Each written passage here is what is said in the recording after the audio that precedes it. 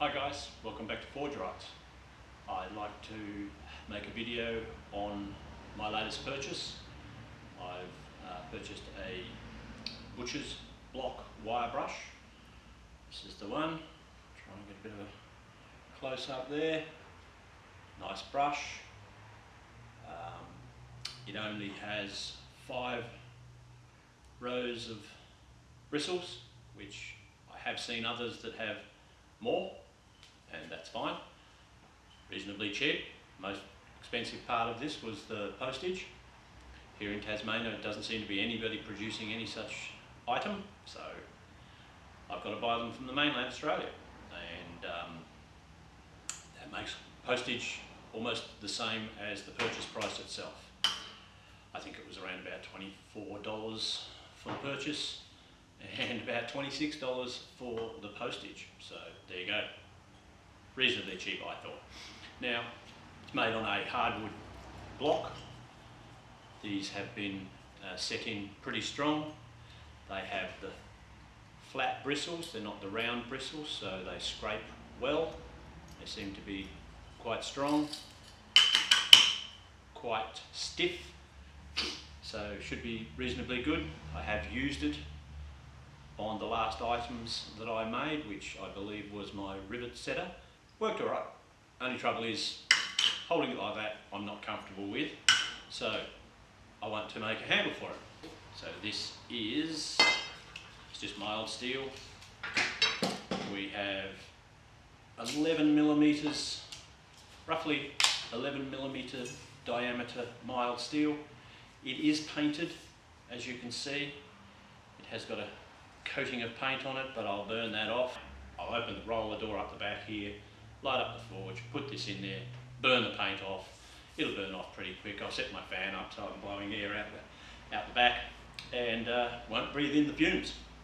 So I'll make it out of this, and my intention is to make a handle that has a ring at one end that then goes into a twisted double steel bar that is twisted, gets to the end, the two twists then flange, open out, separate, hook back round, and then run down the sides of these blocks.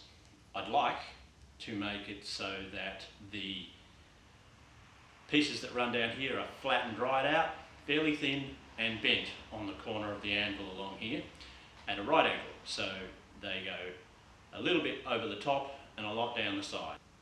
15 millimeter piece that runs down the side and a 5 millimeter piece that hooks over the top. That way I can screw in from the side, not down through the top, screw in from the side, and it'll also have a lip that runs along the edge of there, which will, I believe, help to keep the pressure on both the top and the side when I'm using it, and hopefully last longer. We'll see how it goes. Never done it before, clearly, because most things I've never done before in this trade. So we'll have a go at that, try and record as much of it as I can, and get back to you when I'm done. Before I go, one thing I forgot to mention is, in order to make this handle, which has a twisted bar, this twisted bar here, I'm going to need to be able to make a tool to twist round bar. Now, I've got to give a shout out to a gentleman who goes on YouTube by the name of, I believe it's DS Tongs, who gave me the idea for this twisting tool. Saw him twist a handle onto an item just as a demonstration. Looked great, so I'm going to attempt to try and make one of those. Essentially, it's a bar that has a flat section in the middle. I'll be flattening out a section in the middle and then punching 2 holes through that bar. Obviously the size of the bar that I'm going to be putting through slightly bigger than the bar I'm going to be putting through and twisting. 2 holes through there, and then you get your you bend your bar up, obviously. You get your 2 pieces of bar, stick it through and twist it, move it up, twist it, move it up, twist it. And effectively gives you a tool that can hold on and make a nice tight even twist of the round bar. So I've got to make one of those first, so I'll also record that. Okay, so I'm here setting up to make this bending tool. I wish I had some round bar stock, but I don't. I'd love to have a piece of, say, 18-20mm round bar stock, but clearly I don't. I've got a piece of 20mm square bar.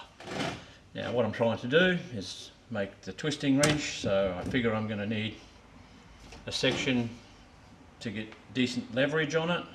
So I will probably need it to be eventually anything up to about 1/2 metre long, 500mm. Now I've got to figure out how much I'll need to flatten out in order to make the holes in to have the bending section, and also once I draw out those sections how much material I will need once they're drawn out. I'll make them flat, so once I draw this out I need to be able to have enough material, be able to get it, bend it that way. It doesn't need to be thick in that profile, so it doesn't need to be thick in that profile so much, but it does need to be in that profile because it will be twisting like so.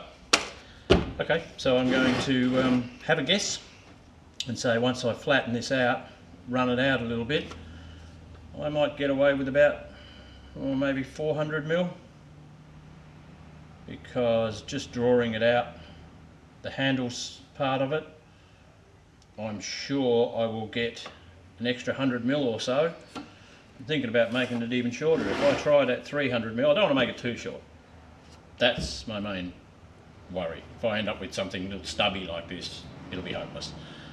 So I reckon if I go with about 400mm and then I start working on that, if I stuff it up, it's not the end of the world. It's only a bit of 20mm round, 20mm square mild steel. So we'll have a go at that.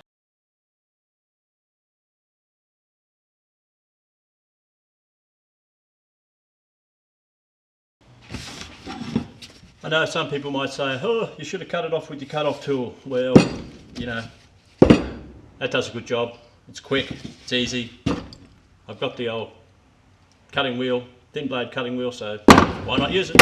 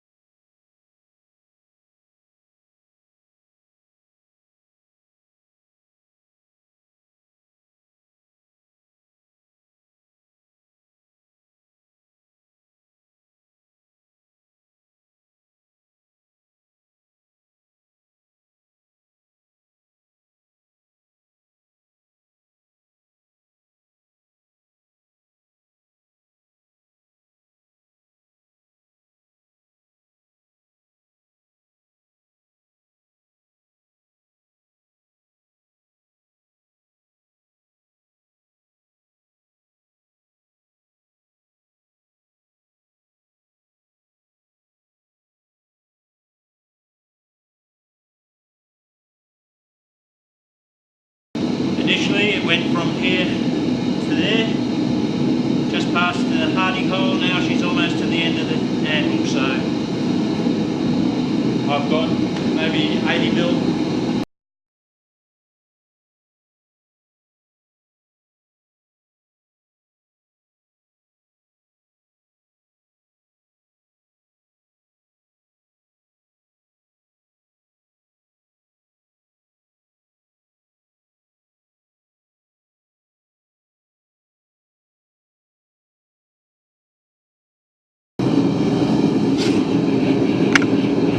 View of how hot that forge is getting for you.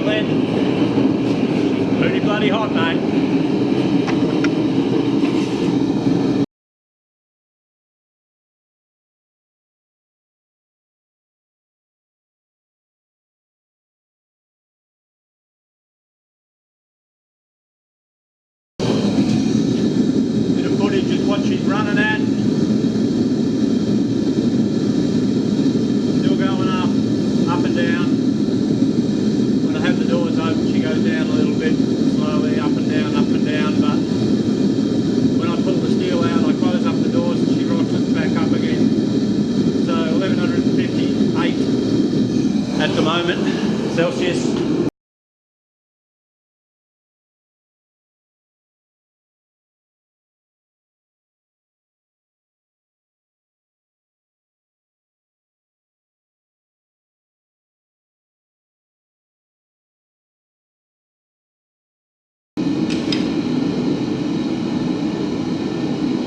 Okay, well, she came to there originally.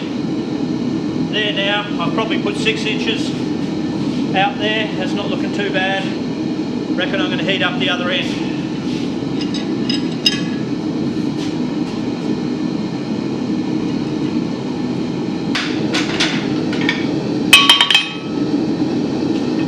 Let's see if I can put a bit of extra weight into getting her started.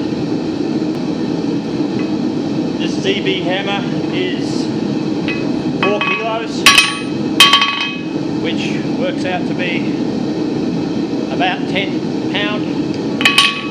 So that should get some movement.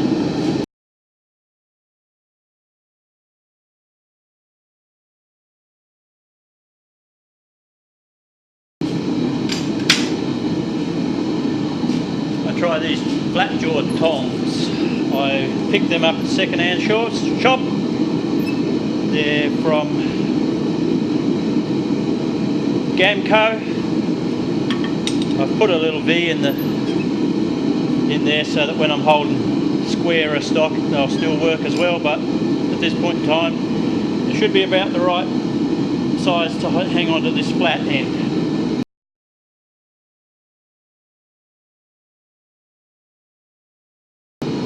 They want to swivel with a big material like this, so I'll go back to my others for now.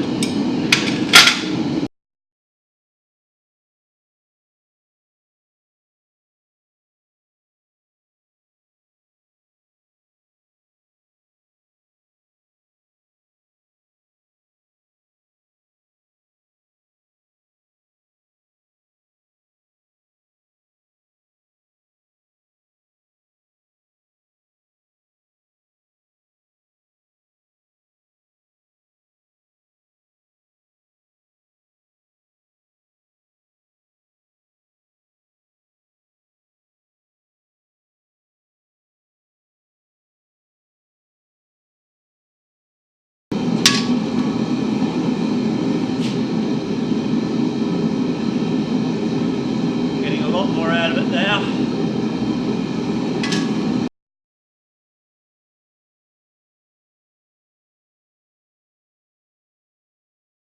It's extended from there out to there, getting close to a foot.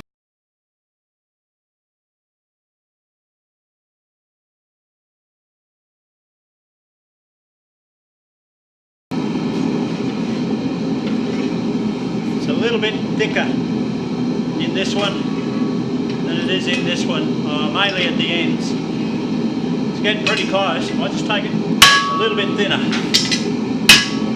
but out.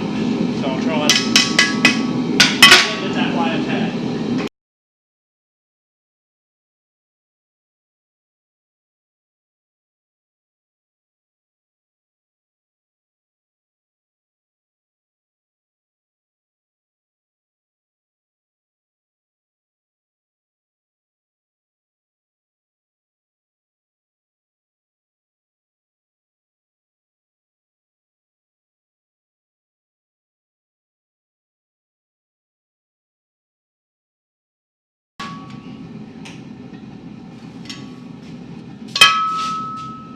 Too bad.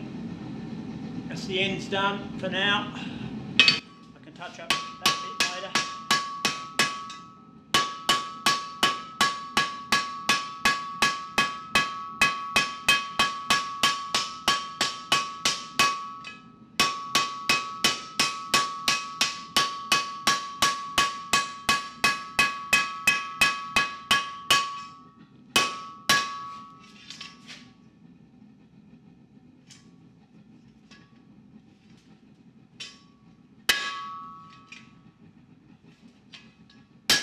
Right now, I've run out of gas. And it's a public holiday, so I can't go get any more.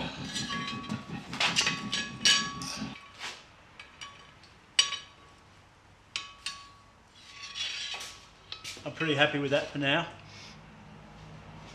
The idea is to now spread that out without extending it that way. I think what I'll do is I'll get in here like this, and I'll either do that or I'll get the big fella on. I think I'll come that way and spread that out like that. Trying to get it to go that way. Spread it out as wide as I can get it without going out that way, because I've got plenty of leverage on that. That's good. I'll probably put a little scroll on the end of here and scroll on the end of there so it can be hung up, and then I can make my holes in the middle. Okay, I'll let it cool down and get back to that when I get some gas.